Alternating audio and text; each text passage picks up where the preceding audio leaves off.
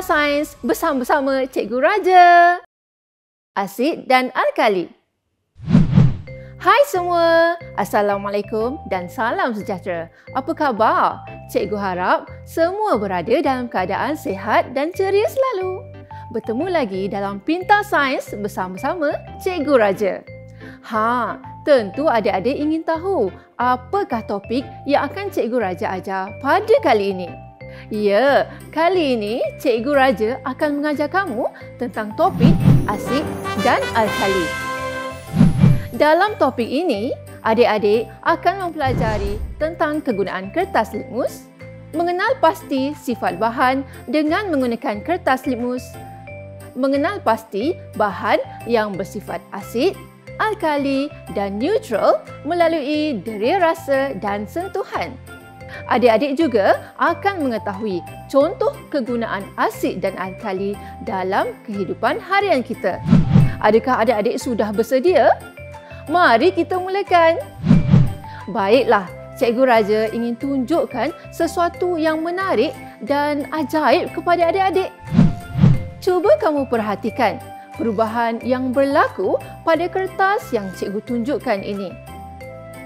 Lihat, kertas warna merah ini berubah menjadi warna biru apabila direndamkan ke dalam bahan X. Kertas warna biru ini pula berubah menjadi warna merah apabila direndamkan ke dalam bahan Y. Mengapakah kertas ini begitu ajaib? Sebenarnya, ini bukanlah sesuatu yang ajaib. Ini merupakan tindak balas yang berlaku apabila kertas tersebut dimasukkan ke dalam bahan X dan bahan Y. Jadi, apakah nama kertas ini?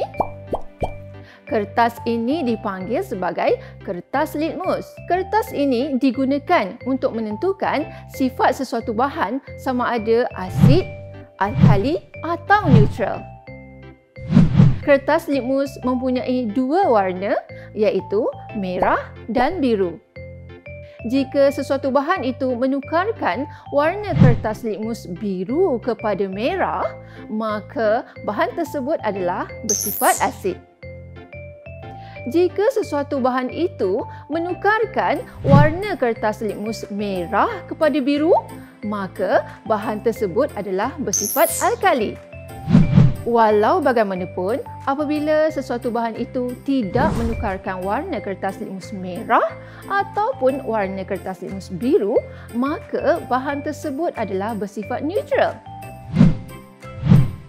Adik-adik, sekarang mari kita kenal pasti sifat beberapa jenis bahan.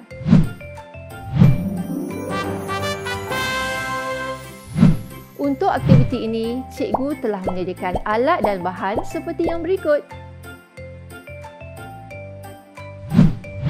Cikgu akan menguji ketiga-tiga bahan ini untuk melihat perubahan warna pada kertas litmus.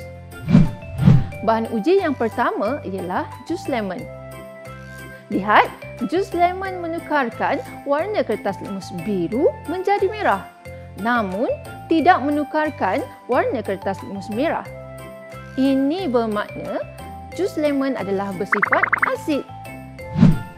Bahan uji yang kedua pula ialah cecair soda bikarbonat. Lihat, cecair soda bikarbonat menukarkan warna kertas litmus merah menjadi biru, namun tidak menukarkan warna kertas litmus biru. Ini bermakna cecair soda bikarbonat adalah bersifat alkali. Bahan uji yang terakhir ialah air mineral.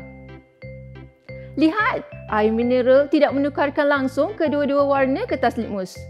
Ini bermakna air mineral adalah bersifat neutral.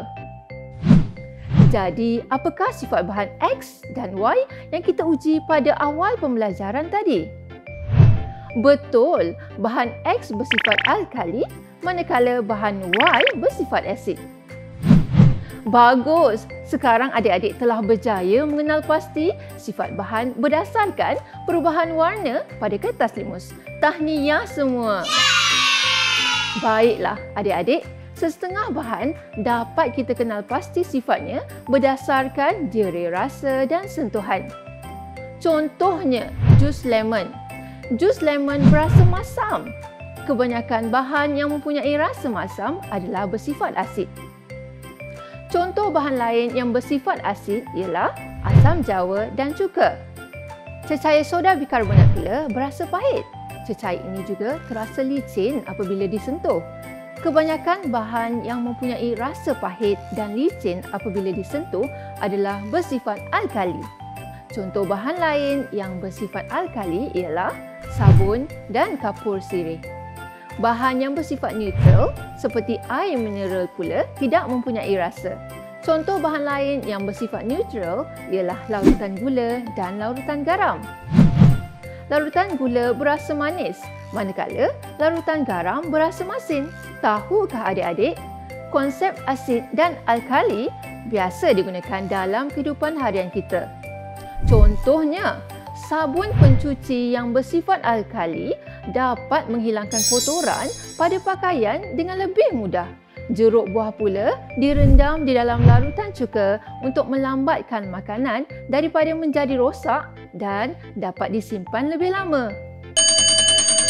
Oh ya, bunyi loceng itu menandakan masa untuk kuis ria. Baiklah, soalan pertama cikgu. Namakan alat yang kita gunakan untuk mengetahui sifat sesuatu bahan. Betul, jawapannya ialah kertas litmus. Baiklah, soalan kedua. Berdasarkan aktiviti ini, nyatakan sifat bahan M dan N. Bagus, jawapannya ialah bahan M bersifat alkali manakala bahan N bersifat asid. Baiklah, soalan ketiga. Cuba adik-adik lihat bahan ini. Bahan yang manakah mempunyai sifat asid dan bahan yang manakah pula mempunyai sifat alkali? Bolehkah juga adik-adik nyatakan ciri sifat bahan tersebut? Tepat sekali. Jus mangga dan tomato bersifat asid dan mempunyai rasa masam. Shampoo dan ubat gigi pula bersifat alkali dan berasa licin apabila disentuh. Baiklah, soalan terakhir. Apakah fungsi ubat gigi yang bersifat alkali dalam kehidupan harian kita? Betul, ubat gigi yang bersifat alkali dapat menetralkan sisa makanan pada gigi dan dapat mencegah kerosakan gigi. Tahniah dan syabas kepada adik-adik yang dapat menjawab dengan betul. Sebelum cikgu menamatkan sesi kita pada kali ini, mari kita lihat senarai semak kandungan yang telah kita pelajari. Pada pelajaran kali ini, adik-adik telah mempelajari tentang kegunaan kertas litmus, mengenal pasti sifat bahan dengan menggunakan kertas litmus, mengenal pasti bahan yang bersifat asid, alkali dan neutral melalui jera rasa dan sentuhan. Adik-adik juga telah mengetahui contoh kegunaan asid dan alkali dalam kehidupan harian kita. Baiklah, sekian sahaja sesi pembelajaran kita. Cikgu harap adik-adik berjaya menguasai topik kita pada kali ini. Sehingga kita berjumpa lagi. Selamat maju jaya semua!